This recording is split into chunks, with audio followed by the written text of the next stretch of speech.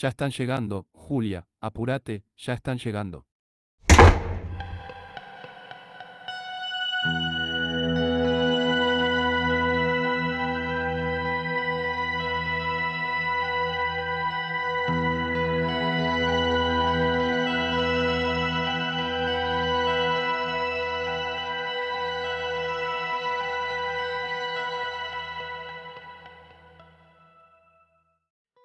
Es la tercera noche que pasamos en completa oscuridad.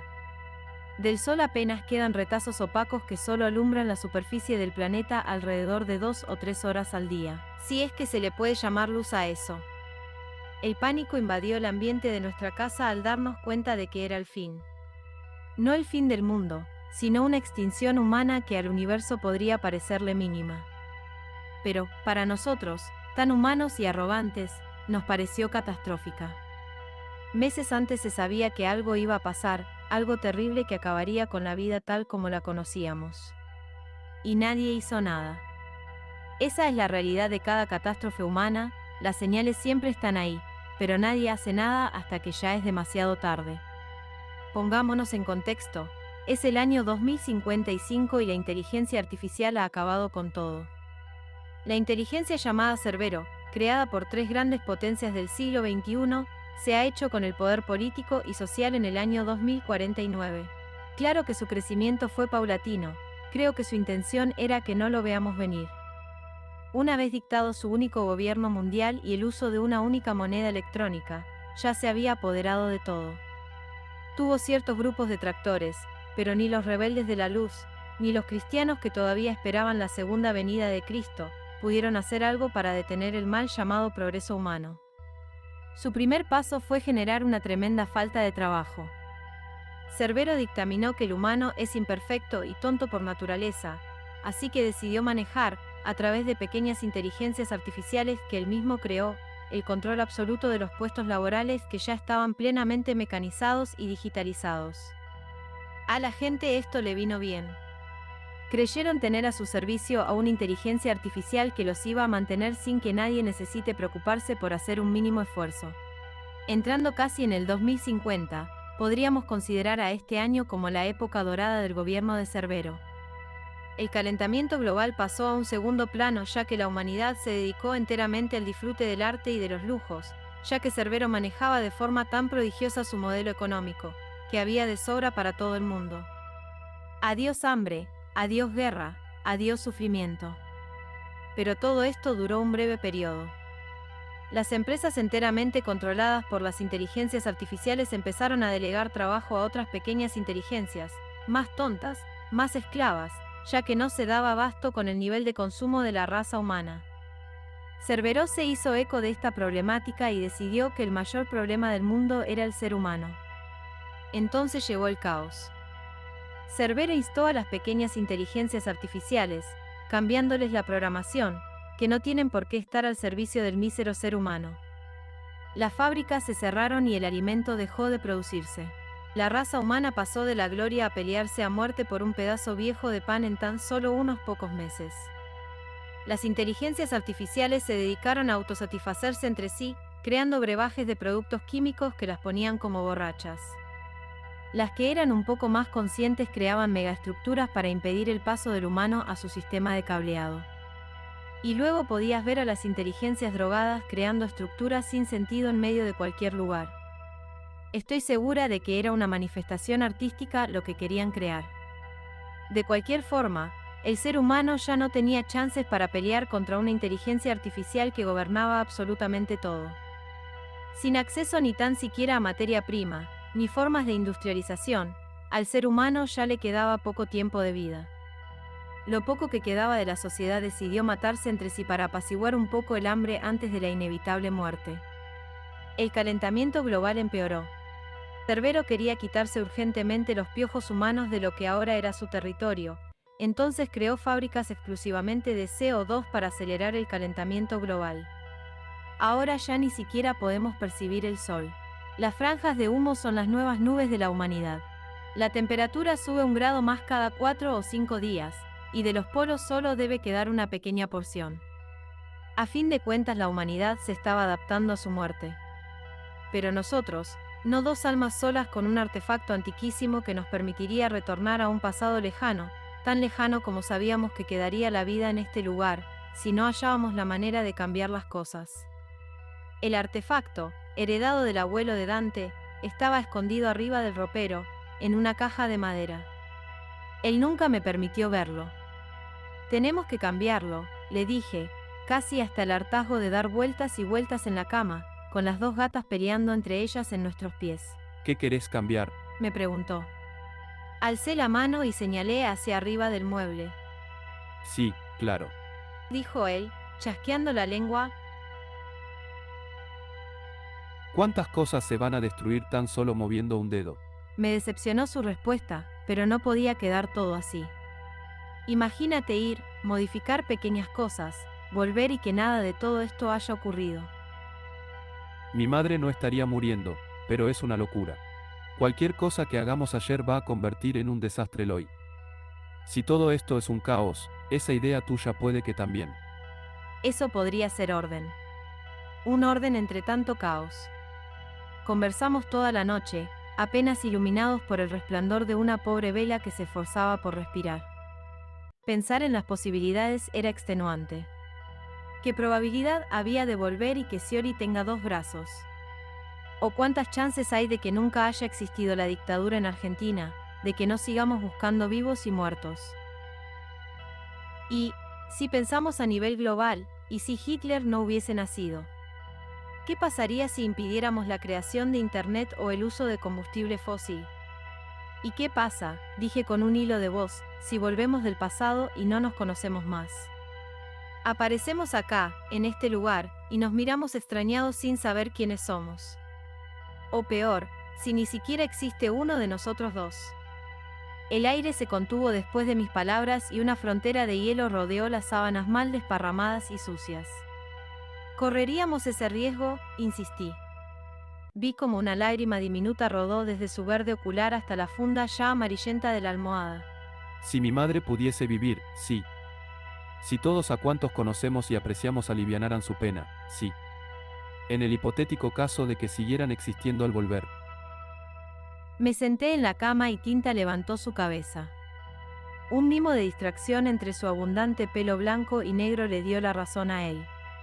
Es que es verdad, siempre fui un poco egoísta.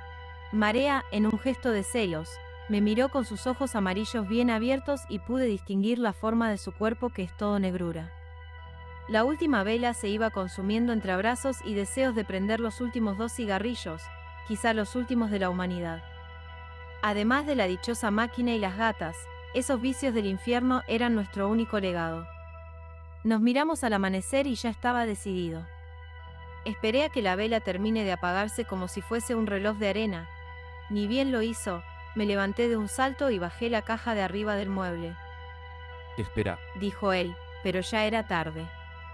Apoyé la caja en la cama, soplé el polvillo de su superficie y la abrí.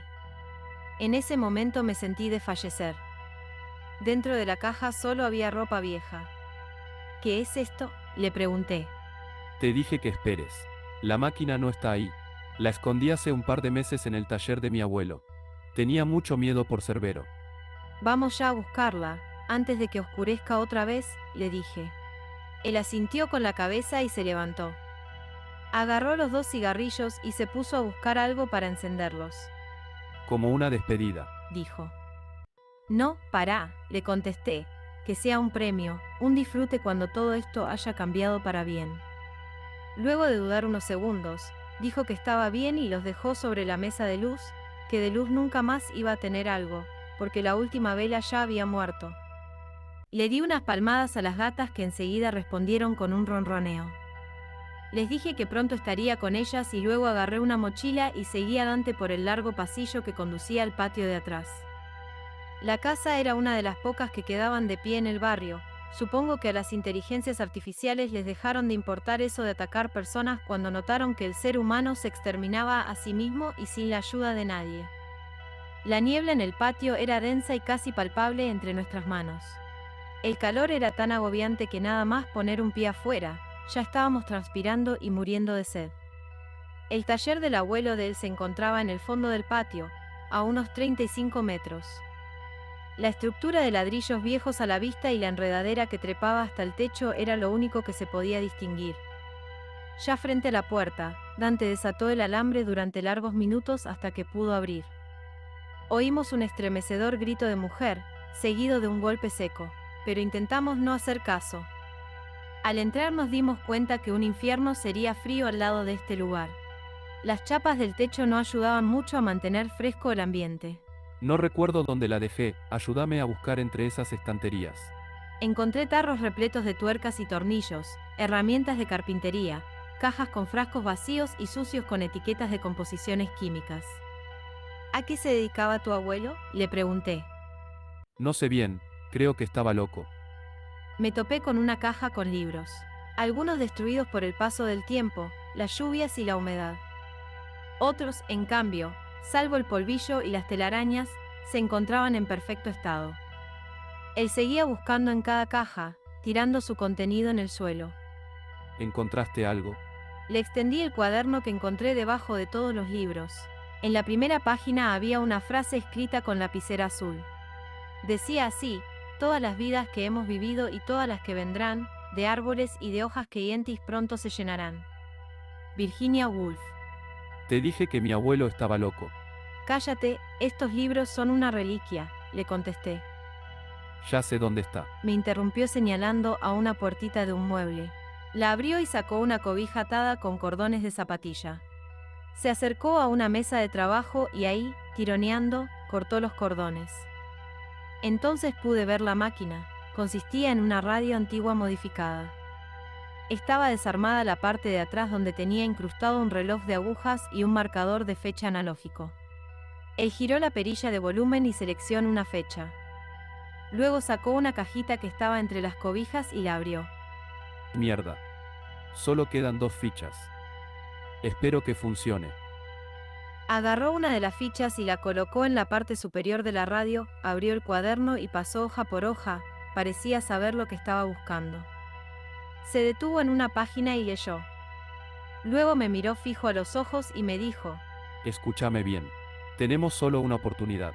Este viejo dejó solo 2 fichas. No tengo idea de dónde están las otras. Cada ficha es equivalente a un viaje. Es decir que solo podemos ir y volver una sola vez. Tiene que ser perfecto lo que hagamos. Yo asentía con la cabeza. Otra cosa. Apenas prenda la máquina, tengo que encontrar la frecuencia justa escondida entre el ruido blanco. Mira, te leo lo que dice acá. El ruido blanco es una señal aleatoria, proceso estocástico, que se caracteriza por el hecho de que sus valores de señal en 2 tiempos diferentes no guardan relación estadística.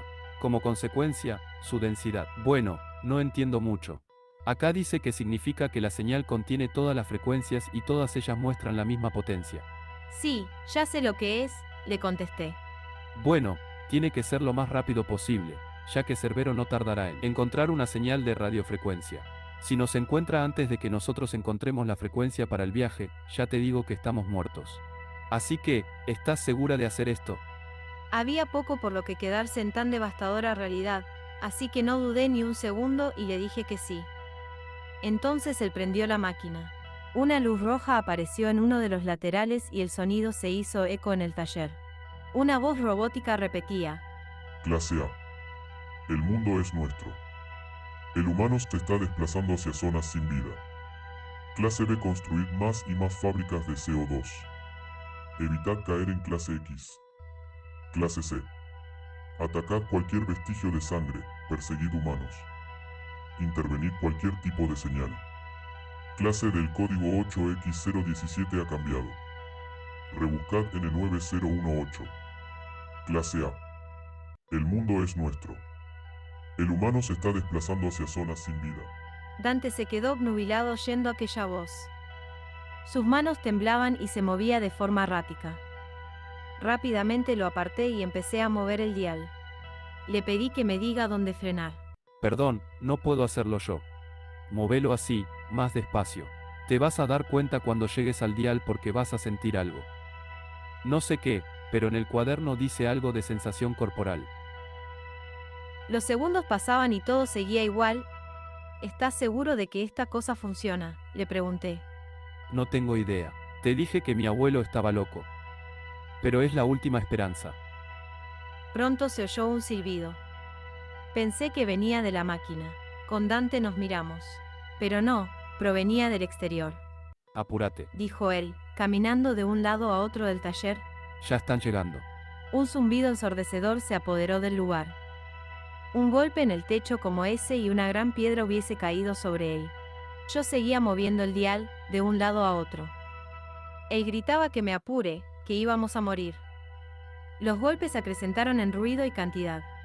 Ya no solo era en el techo, ahora también en la puerta y las paredes. Los cristales de las ventanas empezaron a romperse uno por uno y todo el taller empezó a vibrar. Las herramientas se caían de las paredes. Dante se abrazó a mí. Entonces la luz roja del aparato cambió a verde y sentí una corriente en todo mi cuerpo. Luego me di cuenta de que no podía hablar ni moverme. El taller empezó a desdibujarse frente a mis ojos y pronto me vi envuelta en una terrible oscuridad. Entonces abrí los ojos. La sensación fue como la de salir del fondo de una piscina y volver a respirar. Estaba mareada, me costaba enfocar la vista entre tanta luz. Oí una tos detrás de mí y me giré. Pude distinguir la silueta de Dante que, medio encorvado y a contraluz, me regaló una sonrisa. ¿Qué pasó?, pregunté. Lo logramos. Es increíble, pero lo logramos. Luego de pasar un largo rato disfrutando del sol y del pasto de lo que más adelante sería la casa de su abuelo, decidimos seguir el camino de tierra que llevaba al pueblo más cercano. El hambre se nos notaba en los ojos, debíamos buscar algo para comer. Guardé la máquina en la mochila y caminamos durante aproximadamente 2 horas y un poco más. Nos maravillamos al entrar en el pueblo y ver tal cantidad de gente y de automóviles.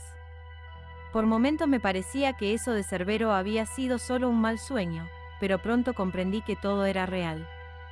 En las vidrieras de las casas de electrodomésticos y a través de las ventanas de los bares pude oír en las noticias que ese año 2027, el año del paso del cometa Elga, la cumbre para el control y unificación de inteligencia artificial, tendría su sede en Argentina, específicamente en Capital Federal. Después de comer unos sándwiches en la plaza, sándwiches que gentilmente nos regalaron en un restaurante, ya que ni dinero teníamos, pudimos pensar con claridad y nos dimos cuenta del error que habíamos cometido. Nuestro plan era imposible de realizar. Lo único que pensamos, allá en el 2055, era que debíamos matar al creador de Cerbero. Acá el problema, son 3 empresas unificadas en una sola y ninguna es de Argentina. ¿Cómo podíamos lograr tal hazaña? Y en caso de lograrlo, ¿cómo podíamos lograr salir vivos? Le comenté mis dudas a Dante y su rostro se puso pálido. Sentados en la Plaza San Martín, podíamos oír cómo la gente hablaba de lo increíble de las nuevas inteligencias artificiales. Estábamos perdidos. No encontrábamos la manera de solucionar esto. Pensé en decirle que nos quedemos a vivir en esa época, pero eso significaba eliminar de nuestra memoria todo lo creado y a todos los que queríamos en el futuro. Aparte, cualquier error podría desencadenar una catástrofe aún peor en el después. La plaza se estaba llenando de personas y el sol caía despacio por entre los edificios. Pasaron los días. Conseguimos trabajo en un bar, el de lavacopas y yo de mesera. Don Alberto nos dejaba quedarnos a dormir en un viejo catre que tenía en una habitación detrás del bar. El trabajo era tedioso por tener que aguantar a los viejos borrachos que casi todo el tiempo querían propasarse conmigo. De cualquier forma, no era tan mala vida. Pero a él lo veía cada vez más triste, apenas quería hablar conmigo y lo oía sollozar por las noches. Conociéndolo, estoy segura de que extrañaba todo lo que habíamos dejado en el futuro. Y aunque a mí me gustaba esta nueva oportunidad, me pasaba lo mismo. Deberíamos haber traído a las gatas, le dije una noche en la cama, exhaustos de la jornada laboral. Mi mamá va a morir sola. El silencio sentenció la noche. Ya no iba a poder dormir, pero no podíamos volver al futuro sin haber cambiado el pasado. Días después entró Isan al bar, y eso lo cambió todo. Fue un golpe de suerte, ya que estábamos rendidos ante nuestros planes. Era imposible destruir esas 3 empresas matando a sus dueños. Aparte, jamás habíamos agarrado un arma. Dante había pensado en contratar un grupo de hackers, pero ¿con qué dinero lo pagaríamos? ¿De dónde íbamos a sacar esa millonada de plata? ¿Y si la tuviésemos, cómo los encontraríamos? La noche en que Ethan apareció en el bar, don Alberto estaba gritándole a Dante porque un par de copas habían quedado con marcas de vino tinto. Dante se enojó y le tiró un trapo por la cabeza, luego salió por la puerta de atrás y se metió en la casa. Don Alberto era un tipo bueno, al menos conmigo. Estaba dudando de sus intenciones, mientras soportaba el piropo de un viejo y las risas de sus compinches, cuando la puerta de entrada se abrió.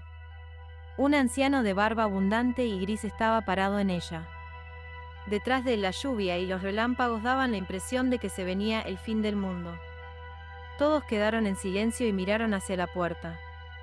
El viejo tardó unos segundos en decidirse a entrar.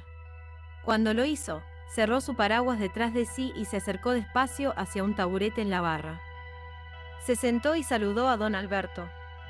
Oí que un viejo me llamaba desde la otra punta del bar, así que fui para ver qué quería. El viejo balbuceaba de lo borracho que estaba, pero como ya lo conocía, me acerqué a la barra y le serví el ron con coca que siempre tomaba. El último y te vas, le dije, ya estás muy borracho. El viejo balbuceó unas palabras y apoyó su cabeza en la mesa, volví a la barra con el ron con coca y le di 2 tragos. Entonces el viejo me habló. Al fin te encuentro. Los estuve buscando en varios lugares. ¿Dónde está tu compañero? ¿A mí? ¿Y usted quién es? Ethan. Dijo, sacándose un guante y extendiéndome la mano. Le devolví el saludo y me presenté. Con que Julia, lindo nombre. Consagrada a Júpiter significa. No lo sabía. ¿Y usted de dónde me conoce? Del después. Estoy muy cansado ahora. Fue muy largo el viaje. Toma. Dijo, extendiéndome un papel con un número telefónico. Ahora solo quiero descansar. Todavía tenemos algo de tiempo. Voy a tomar un trago y me vuelvo al hotel. Mañana comuníquense conmigo. Guardé el papel en el bolsillo. Le serví un vaso de whisky y seguí atendiendo a los demás. La noche siguió normal y no supe en qué momento se levantó y se fue del bar. Cuando el bar cerró y volví a la casa, Dante estaba rezongando en la cama. Le conté lo del viejo y no hizo mucho caso, dijo que solo se trataba de un borracho más. Le dije que tenía una corazonada y al final decidimos que al otro día lo llamaríamos. La lluvia cesó por la madrugada. No había dormido mucho y Dante tampoco. Esa mañana fría, apenas amaneció, lo llamamos y acordamos encontrarnos en la Plaza San Martín. Luego de esperarlo alrededor de media hora, Ethan llegó con un sobretodo negro y un sombrero de ala ancha.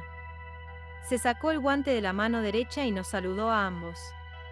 Dante le dio la mano con desconfianza, lo noté enseguida. El viejo Ethan ahora estaba afeitado y con la cara limpia. Se sentó a nuestro lado y empezó a hablar. Gracias por acceder a encontrarse conmigo. La verdad es que no nos conocemos. Tengo registro de ustedes por la empresa en la que trabajaba, y bueno, algo más que ya les diré. Sé que todo se nos fue de las manos. Yo fui uno de los primeros en querer detenerlo, pero la avaricia siempre cegó la mente humana. Quisieron sacarme del medio, pero no pudieron. Antes de irme, justo antes de que todo se fuera al carajo, descargué todos los datos en un disco rígido y me fui sin mirar atrás. Sabía que todo iba a terminar mal, pero no pensé que sería tan catastrófico. ¿Quién es usted? Le preguntó Dante. Muchacho, vengo del mismo lugar del que venís vos. Lamentablemente trabajé en el proyecto Cerbero. Soy uno de los culpables, uno de los que se dio cuenta que todo iba a ir para mal, pero culpable al fin. Dante se levantó dispuesto a golpearlo, tuve que frenarlo a los gritos. El viejo se paró asustado y casi cae para atrás. Esperá, Dante, capaz que puede ayudarnos. ¿Que va a ayudarnos, si ya arruinó todo? Escuchen. Tengo la solución. Puedo cambiar el futuro. Pero hay un solo problema. ¿Cuál es? Preguntamos casi al unísono. Tiene que morir una persona, al menos. Eso sería más que suficiente. Es la única solución que tengo. Estuve buscando en todas las fechas importantes y en todas las épocas, y deduje que esta es la única posibilidad. ¿Y por qué no lo hace solo? Pregunté. Es verdad, ¿por qué nos necesita a nosotros? El viejo, sentado en el banco de madera, miró a los niños jugando en las hamacas. Pensé que iba a hablar de un cierto arrepentimiento de haber destruido a la humanidad. En cambio, dijo. Por ustedes. Les voy a ser sincero, ¿acaso creen que en un momento nos importó la humanidad entera? Claro que no. El ser humano, como raza, sí. No íbamos a morir porque sí y ya. La verdad es que el mundo estaba superpoblado y alguien de la empresa decidió agregar en el programa de Cerbero la conciencia de que el ser humano debía ser erradicado. No en su totalidad, pero sí una gran parte. Se intentaba que el mundo siga siendo productivo a gran escala y que los magnates pudieran seguir viviendo entre lujos a costa de los trabajadores de baja escala social. Son unos hijos de... Escúchame, muchacho. ¿No notaste algo raro al llegar a esta época? ¿Qué quiere decir? Tu abuelo, su casa. ¿Cómo es posible que no esté acá? ¿No notaste que no coinciden las fechas? La casa de tu abuelo ni siquiera está construida. ¿Cómo puede ser? No entiendo. Mira, nene. Tu abuelo era un viajero. Tu abuelo trabajó en el proyecto Cerbero. Fue y vino por distintas épocas. Y aunque creas que está muerto, todavía sigue viajando. Le perdí el rastro al viejo ese, pero fuimos muy amigos en una época y fue uno más del grupo que quería frenar el proyecto Cerbero. No tuvo tanta suerte como yo, tuvo que escaparse a otras épocas. Dante, ¿es verdad lo que dice? No tenía ni idea. ¿Cómo sé si lo que dice es cierto? Tendrías que creerme y ya. Puedo decirte que tu abuelo te dejó de herencia una máquina del tipo G1.3. Es una buena máquina, pero algo anticuada. Tiene sus límites y cuesta mucho encontrar la frecuencia. La verdad es que está en desuso. Hoy en día la tecnología de las máquinas del tiempo es más efectiva y rápida, y no deja secuelas de mareos ni nada por el estilo. ¿Creíste que fue su herencia? Muchacho, tu abuelo dejó cosas mucho más importantes, solo que nunca las supiste ver. Dante se quedó helado. Y yo, la verdad, no sabía qué decir. Ahora escuchen atentamente mi plan. Y si quiero incluirlos y llevarlos al futuro, es porque quise mucho a su abuelo y nada más. Ustedes saben que en estos días es la cumbre para la unificación de las inteligencias artificiales, por eso vinieron acá.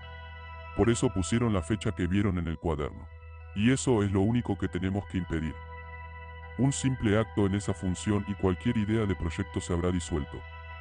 Así que presten atención, esto es lo que haremos. O mejor dicho, van a hacer. El viejo Izar nos contó su plan y quedamos perplejos. Era algo malo, muy malo. Pero teníamos que hacerlo si queríamos salvar a la humanidad del proyecto Cerbero. Los días que siguieron los pasamos trabajando con una energía inusitada, trabajábamos mucho y dormíamos poco y bien. Teníamos una energía imparable. Don Alberto estaba contentísimo con nuestra labor y nosotros no parábamos de mirar el calendario. Pero pronto llegó la fecha de la convención y los nervios casi nos hacen desistir. ¿Y si mejor nos quedamos? ¿Y si no lo logramos?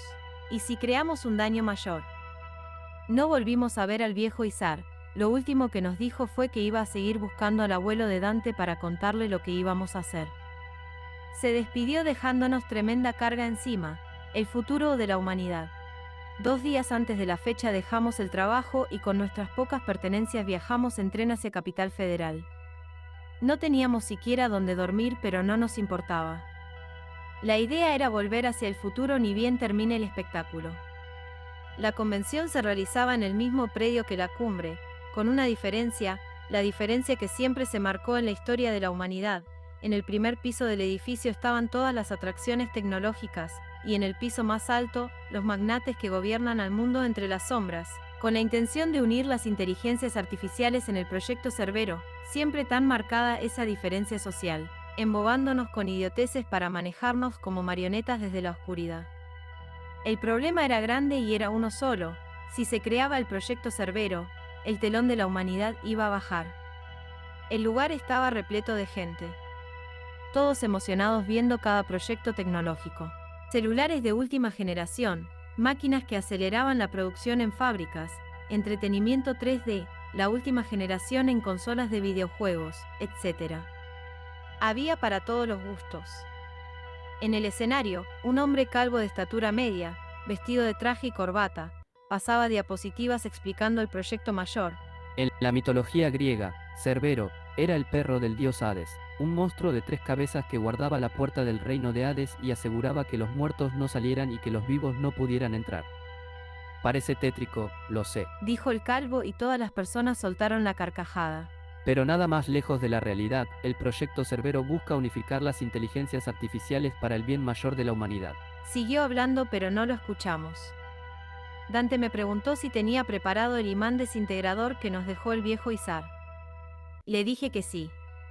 Se lo notaba nervioso pero, qué decir, yo también tenía las manos sudadas de tanta ansiedad. Luego de 2 horas del monólogo del calvo, llegó nuestro momento. Presentaban a Lucy, el nuevo prototipo robótico que ayudaría en los quehaceres domésticos a la humanidad. Adiós al trabajo de empleada doméstica. El robot de pelo rubio y ojos celestes fue recibido con ovaciones. Ella caminó hacia el estrado con paso ágil y una sonrisa fija en el rostro. Después de contestar unas breves preguntas sobre si pensaba o no destruir a la humanidad, mientras todos reían jocosamente, decidimos actuar. Saqué el aparato del bolsillo. Consistía en una especie de pendrive con botones. No recuerdo muy bien la explicación de Izar, pero al presionar el botón rojo, la frecuencia en megahertz cambiaría en el ambiente. Algo sutil pero efectivo, según él, que lograría modificar el sistema operativo de Lucy cambiando así su comportamiento. Dijo que podía provocar también cambios eléctricos en el sistema nervioso central del ser humano, y pronto lo comprobé después de apretar repetidas veces el botón rojo. Una señora, delante nuestro, automáticamente se desmayó y un niño que estaba a mi lado empezó a vomitar. La gente empezó a toser y el robot, súbitamente, dejó de contestar preguntas. Su sonrisa no desapareció en ningún momento, pero lentamente se dirigió al público y bajó del estrado. No aguanto más, estoy muy mareado. Dijo Dante y salió hacia la calle. Me giré para verlo y ahí mismo sentí el peor de los mareos. Casi que me caigo arriba de un joven que se estaba agarrando la panza del dolor que supongo que sentía. Volví a mirar hacia el estrado y el calvo estaba desmayado en el suelo. Busqué encontrar el robot pero no lo hallaba por ningún lado. Con las pocas fuerzas que tenía, ya doblada en el suelo entre la multitud, volví a apretar el botón rojo y entonces oí los gritos de las personas. Unas pocas corrieron hacia la salida, pero la mayoría apenas podía moverse. El robot había levantado a una niña del cuello y la había asfixiado. Recuerdo que entre la neblina de mis ojos casi cerrados pude ver el rostro pálido de la niña y la furia en los ojos del robot. Los que pudieron salieron despavoridos. Era un sálvese quien pueda. El robot dejó caer a la niña ya muerta y se dirigió a la anciana desmayada. Se agachó frente a ella e introdujo su mano metálica en sus entrañas. Fue asqueroso lo que vi y creo que no lo olvidaré jamás. Ni siquiera los que estaban trabajando de seguridad sabían qué hacer. No portaban armas de fuego, así que se abalanzaron sobre el robot, pero fue en vano, era imparable. El robot se lo sacó de encima como si fuesen un pequeño mosquito molestando su despertar. El robot estaba vivo, tenía conciencia, quería destruir a la humanidad. No sé a cuántas personas hirió o mató, porque mis ojos se cerraron y no pude ver nada más. Cuando volví a abrirlos vi el rostro triste de Dante mirándome. Tenía las ojeras marcadas de tanto lagrimear. ¿Qué pasó?, le pregunté. Lo logramos. Me contestó con un dejo de tristeza. Entonces me llegó el sonido de la ciudad. Las sirenas de ambulancias y patrullas policiales sonaban como grillos ensordecedores. Por culpa de apretar un botón había matado a muchas personas. No fue el robot, fui yo y mi estúpida creencia de que las cosas podían cambiar. Fue culpa mía. Quería entregarme, que me lleve la policía, que me internen en un psiquiátrico porque no podía existir eso de los viajes en el tiempo, porque era imposible eso de que una inteligencia artificial acabe con la humanidad. Quería ser castigada, ser destruida, violentada. Quería morir de la peor de las formas. Había asesinado a no sé cuántas personas y herido a unas cuantas más solo con apretar un estúpido botón rojo. Dante se dio cuenta de lo que pasaba en mi cabeza, estoy segura, porque enseguida me levantó del suelo y me dijo que no me culpe, que era algo que debía suceder para que el mundo siga siendo, dentro de todas sus penurias, un lugar estable. Me tranquilizó mucho oír su voz, pero el desastre ya estaba hecho. Por un instante me pregunté si realmente valía la pena salvar a la humanidad, pero eso ya es otra historia. Dante arrastró conmigo hasta que pudimos salir del tumulto de gente, llegamos hasta la boletería del tren y en pocas horas ya estábamos viajando hacia nuestro pueblo. No nos animábamos a volver al futuro. ¿Y si regresábamos a una negrura total? Si en el después, Después de nuestro acto, ¿no había nada? Según escuchamos de los demás pasajeros, fue un desastre lo que sucedió, pero las autoridades, luego de muchas bajas, pudieron frenar al robot. Todos decían que jamás aceptarían al proyecto Cerbero, ni a ningún otro, y que la inteligencia artificial debía ser eliminada antes de que sea demasiado tarde. Lo lograste. Me dijo Dante. Salvaste a la humanidad. Luego caí profundamente dormida. Ya en el pueblo fuimos hasta el lugar exacto donde aterrizamos, por decirlo de alguna manera, de nuestro viaje. No queríamos viajar desde otro lugar, ya que podríamos aparecer en la casa de cualquier persona, o quién sabe dónde. Sentados en el pasto, decidimos tomarnos un instante para recibir los últimos rayos de sol, por si en el futuro era aún peor el desastre. Quedamos en común acuerdo de acabar con nuestras vidas si nada había cambiado. Yo sabía que no iba a poder soportar las muertes que dejé atrás, y él sabía que no había forma de que vivamos en un mundo así. Nos besamos como si recién nos hubiésemos conocido, y luego de varios intentos, la luz verde de la máquina se encendió. Le dije a Dante que haber vivido tantas cosas con él, pasara lo que pasara, fue el desastre más precioso. Otra vez todo desdibujado, otra vez la negrura y el mareo. Otra vez despertar. El taller se me hizo conocido, punto a favor. Los ojos de Dante parecían felices de reconocerme y mi pecho explotaba por la fortuna de que así fuera. Un abrazo nos llenó de calor y luego salimos del taller de su abuelo. El cielo estaba naranja atardecer y el pasto verde. Algo tan común en el pasado, para nosotros, era como ver una aurora boreal. Al entrar en la casa, oímos a las gatas pelearse en juego bajo las mantas de la cama, mientras caminamos hacia la cocina. Momento de la verdad, Dante presionó el interruptor y yo giré la canilla. La luz y el agua se derramaron como lluvia en un agobiante verano. Entonces el comunicador celular de Dante sonó. Él, nervioso, lo sacó del bolsillo a las apuradas y atendió. Esto fue lo que pude oír. Hola, mi vida, cuando vienen a comer. Avisen así les preparo algo rico.